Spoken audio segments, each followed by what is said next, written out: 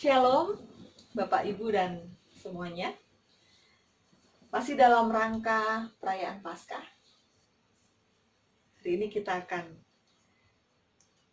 melihat sebuah cerita yang menarik dari murid-murid Tuhan dan keputusasaan mereka tentang kematian Tuhan. Dalam Lukas pasal 24, kita baca mulai ayat yang ke-13. Pada hari itu juga, 2 orang dari murid-murid Yesus pergi ke sebuah kampung bernama Emmaus, yang terletak kira-kira 7 mil jauhnya dari Yerusalem.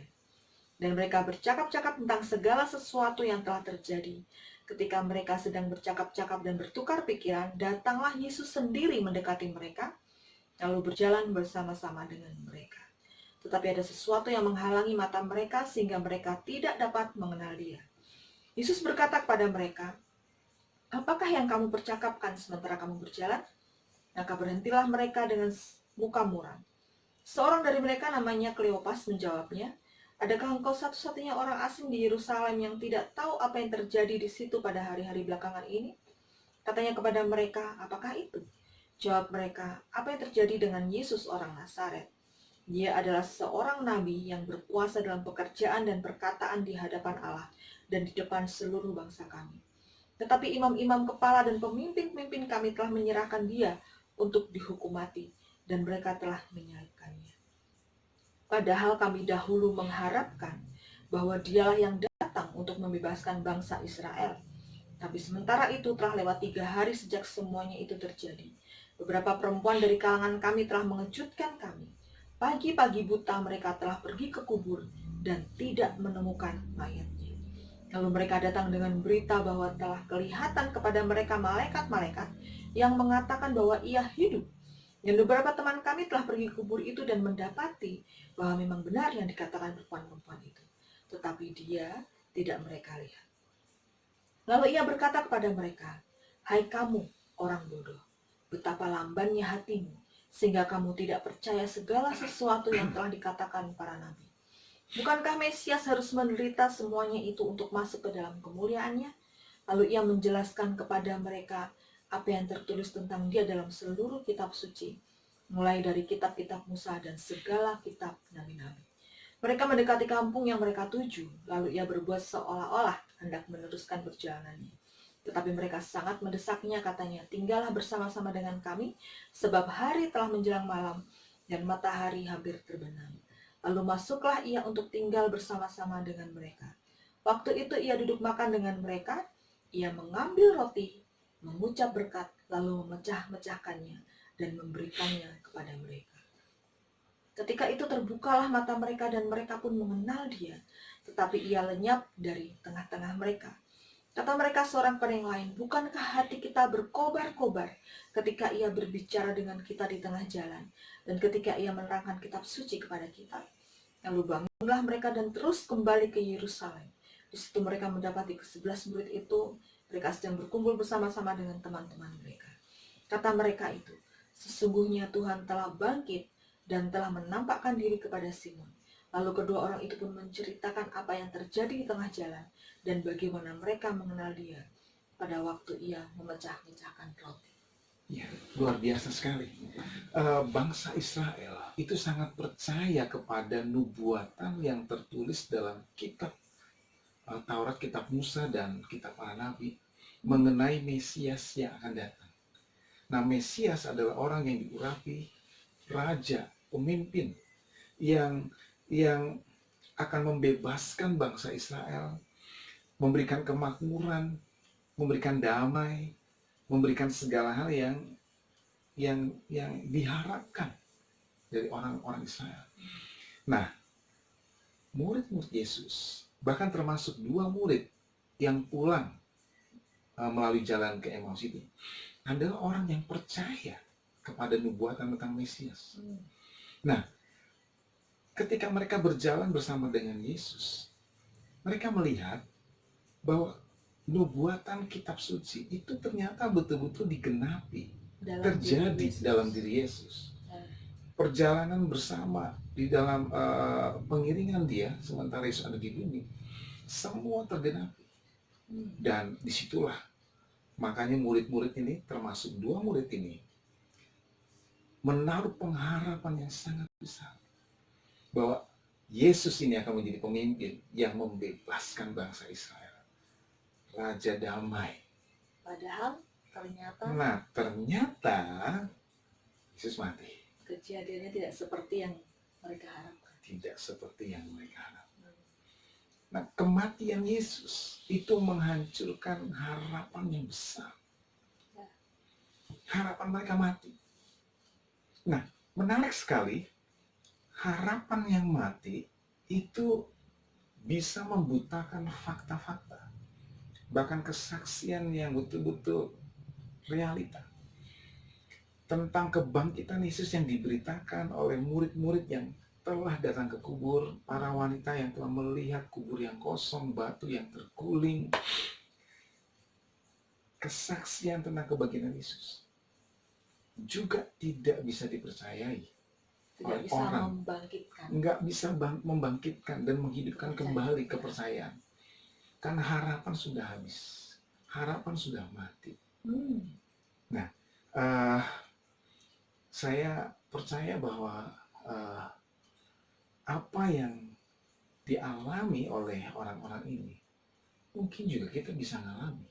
Ya, Harapan yang mati membuat kita nggak bisa lagi melihat janji Tuhan, melihat banyak hal, ya. fakta-fakta bahwa Tuhan itu hidup. Ada situasi-situasi tertentu di mana orang betul-betul putus asa Ya, dan pengharapan, bahkan berita baik sekalipun sudah tidak bisa dipercaya dan membangkitkan harapan.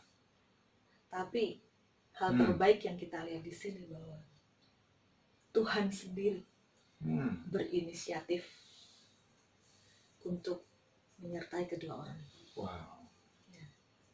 Dilihat bahwa dia tidak membiarkan murid-murid ini pulang, melangkah dalam keputusasaan mereka lebih jauh lagi.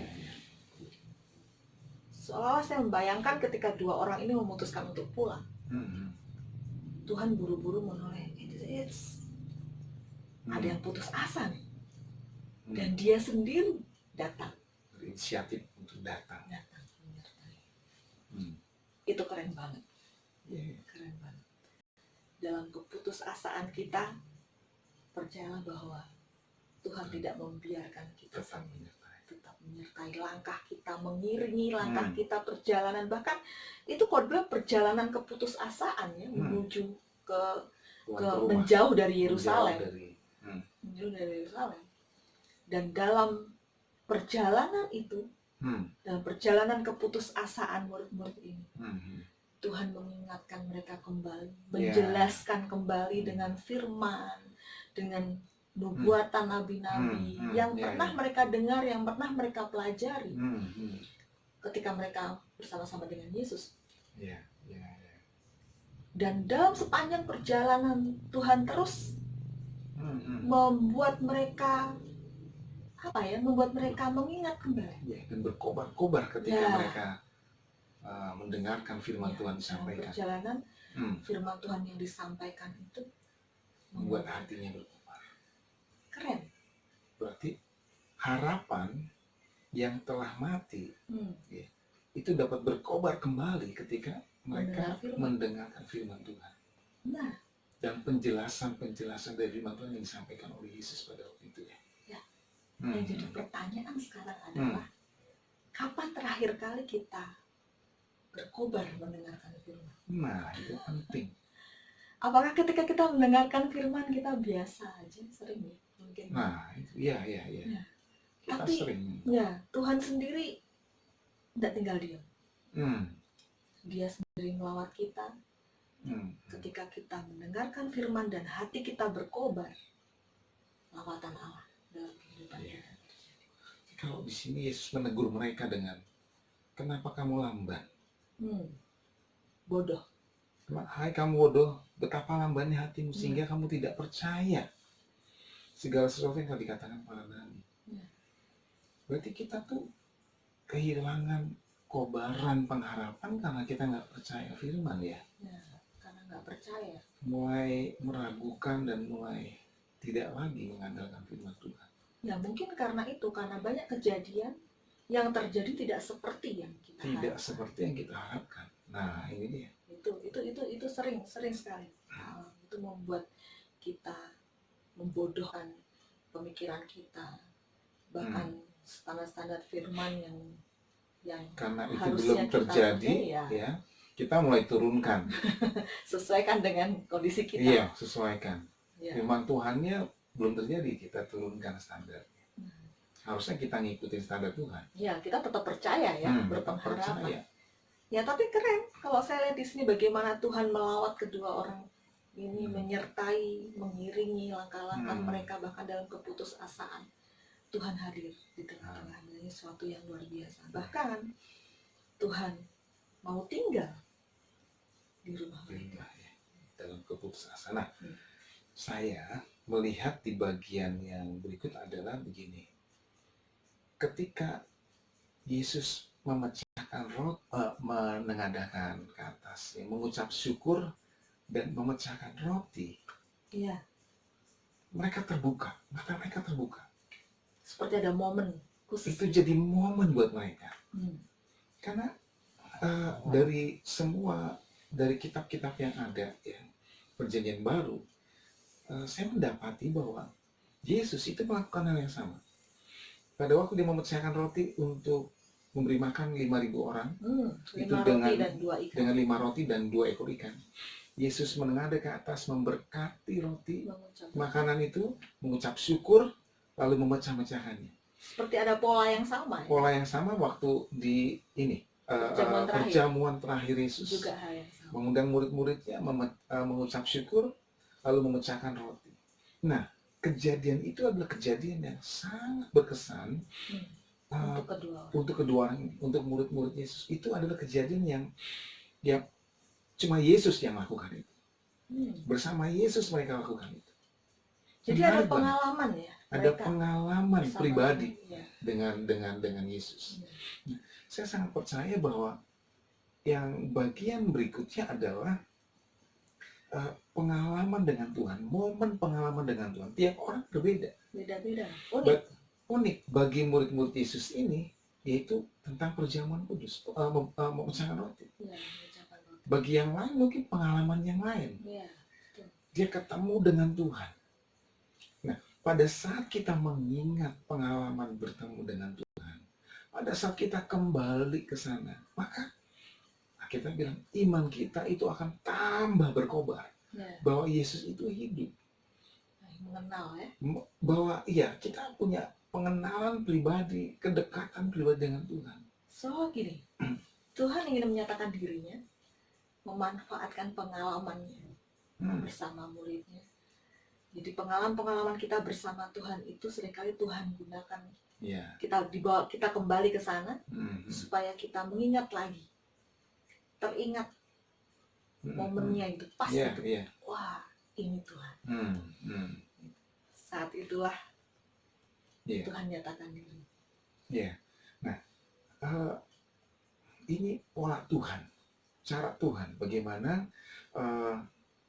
orang yang sudah kehilangan harapan, mungkin bisa disebut harapan yang sudah mati. Tuhan itu berinisiatif untuk membangkitkan kembali, menghidupkan, mengkobarkan harapan dan iman yang sudah mati itu.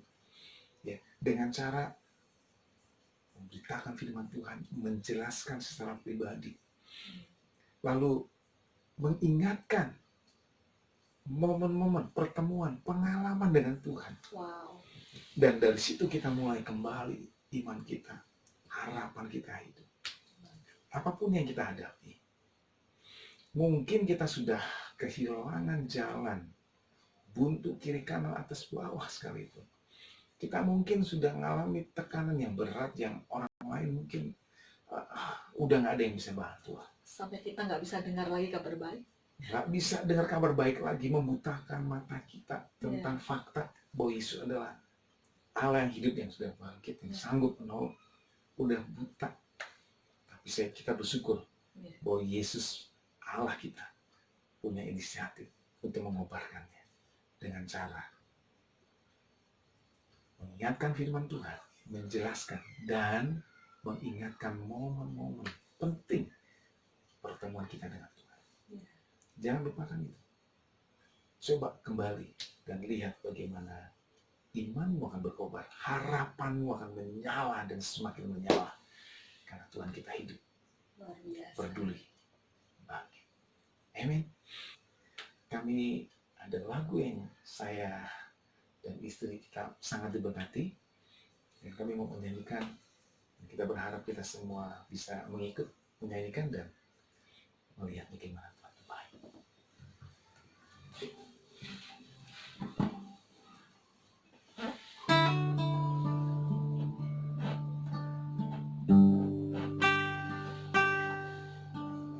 Ingat kasih-Nya,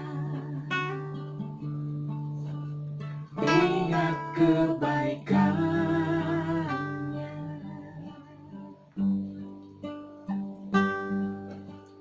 dan anugerah-Nya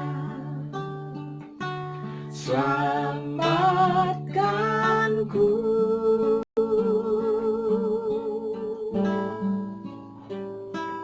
Sebab kasih-Nya